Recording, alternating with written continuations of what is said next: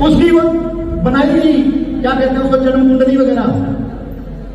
ब्राह्मण सोच में पड़ गए। उस प्रकंडु ब्राह्मण ने कहा जिसका वो पुत्र था, उसका क्या हुआ? चुप हो गए सारे। उन्होंने कहा बताओ क्या हुआ? इसकी तो उम्र 5 साल है, ये तो केवल 5 वर्ष जिएगा। उसका फिर क्या हुआ? अरे जिसकी आत्मा है, जिसने भेजा है, 5 साल ही सही, पुत्र सुख देगा, पिता कहेगा, कोई बात नहीं।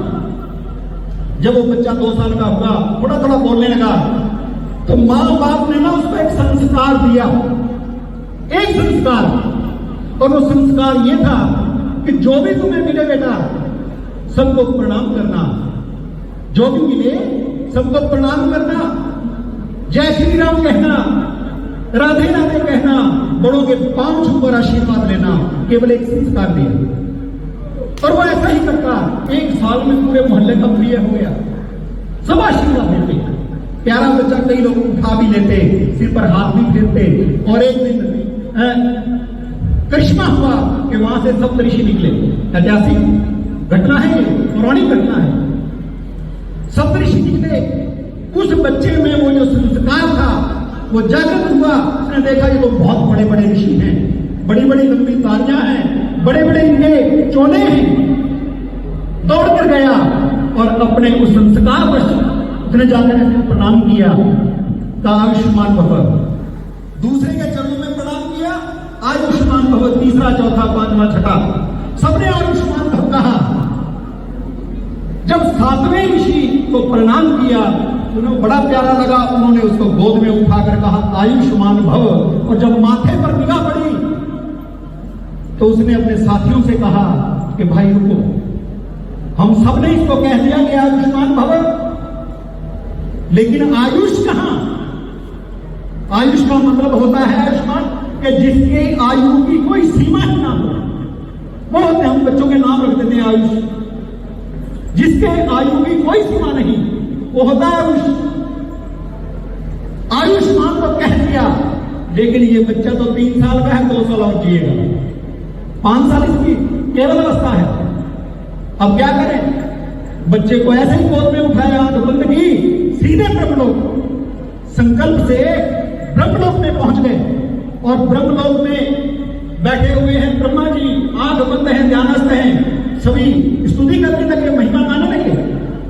बच्चे को नीचे उतार दिया और बच्चे को जैसे नीचे उतारा, बच्चे ने देखा कि 3 मुख वाला है, ये तो एक मुख के हैं सभी, और ये सामने 3 मुख का बैठा, ये तो बहुत बड़ा होगा।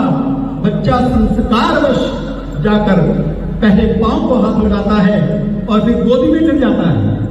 और जैसे ही गोदी में बैठा, ब्रह्मा जी की आंख खुली, सिर पे हाथ ऐसे रखा और कहा आयुष्मान भव। और जैसे ही आयुष्मान भव कहा, सप्तऋषियों की आंख खुल गई, ब्रह्मा जी को देखने लगे। ब्रह्मा जी ने कहा कैसे आए हो? बोले हमारा यही प्रॉब्लम थी, यही समस्या थी, हमने भी आयुष्मान भव कह दिया, लेकिन इसकी जो आयु है वो केवल 5 वर्ष। तो ब्रह्मा जी हंसने लगे, बोले जिस लोक में तुम खड़े हो ये सत्य लोक है, ये ब्रह्मलोक है, और यहां जो भी कहा जाता है वो सत्य होता है। इसकी कोई आयु नहीं रहेगी, ये मरेगा ही। और वो बच्चा कालांतर में मार्कंडेय ऋषि के नाम से प्रसिद्ध हुआ, मार्कंडेय ऋषि के नाम से प्रसिद्ध हुआ। और किसी पुराण में, किसी शास्त्र में, किसी भी ग्रंथ में उसके मरने का कहीं भी कोई उल्लेख नहीं है प्रेमियों। केवल एक संस्कार के कारण के मां बाप ने कहा था कि अपनों से बड़ों के पांव को हाथ लगाना, ये होते हैं संस्कार। आप याद करो, जब छोटे छोटे थे तो घर में हमारी दादी, हमने देखा अपनी आंखों से कि जब खाना बनता था तो पहले वो लेपन पोछा करती थी गाय के गोबर से, और लीप पोछ के फिर उसमें अग्नि जलाई जाती थी। और जो सबसे पहली रोटी होती थी वो गौ माता को खिलाई जाती थी। दूसरी रोटी होती थी वो ऊपर छत के ऊपर डाली जाती थी कौओं के लिए, पक्षियों के लिए। और जो तीसरी थाली लगती थी, घर में जो सबसे बड़ा बुजुर्ग होता था वो तीसरी थाली उसके लिए जाती थी। ये होते थे संस्कार, इनको कहते थे संस्कार। वो सब समाप्त हो गए। अब तो अपनी थाली पहले चाहिए। बूढ़े मरे तो मरे, बूढ़ों को कौन पूछता है। यहां तो भी बात चल रही थी साधु संतों की। साधु संत तो बेचारे किसी लाइन में है ही नहीं। आप तो घर में रह रहे हो, अरे आपको पहली थाली नहीं मिलती, साधु संतों को कहां पहली थाली देगा कोई। तो संस्कार विहीन हमारा समाज हो चुका है। इसलिए ये ऐसे धर्म आयोजन हो रहे हैं।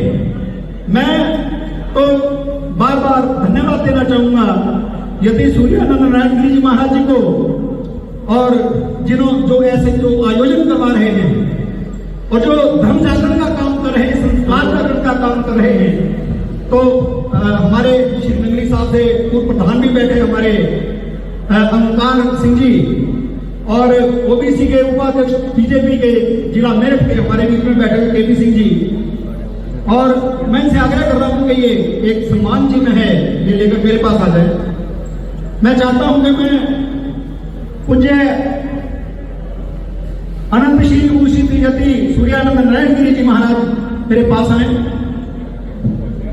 और मैं पूज्य माधवानंद जी महाराज जी को बुलाना चाहूंगा, और मुझे श्री स्वामी श्लेषानंद जी महाराज हमारे बीच में हैं, उनको बुलाना चाहूंगा कि वो सभी आए और हम इनको सम्मानित करें, क्योंकि ये प्रोग्राम हर कोई कर नहीं सकता। इस आयोजन ऐसे हर व्यक्ति नहीं कर सकता है। तो हमारे श्री सद्गुरुदेव भगवान, ईश्वर भगवान, जो भी पूज्य महादेव जिनकी महिमा अनंत अनंत है, हम उन महादेव के चरणों में प्रार्थना करते हैं कि इनको इतनी शक्ति दें, इतनी शक्ति दें कि ये इससे भी 2 गुना, 10 गुना, 1000 गुना काम करें, क्योंकि ये नंगे पांव हमने इनको चलते देखा है। ये गांव-गांव, शहर-शहर, धर्म स्थानों में नंगे पांव चलकर धर्म प्रचार कर रहे हैं, धर्म प्रसार कर रहे हैं, और संस्कारों की बात जगह जगह बच्चों को जाकर सुनाते हैं। तो ऐसी महान विभूति, मैं चाहता हूं कि इनकी बहुत बहुत लंबी उम्र हो।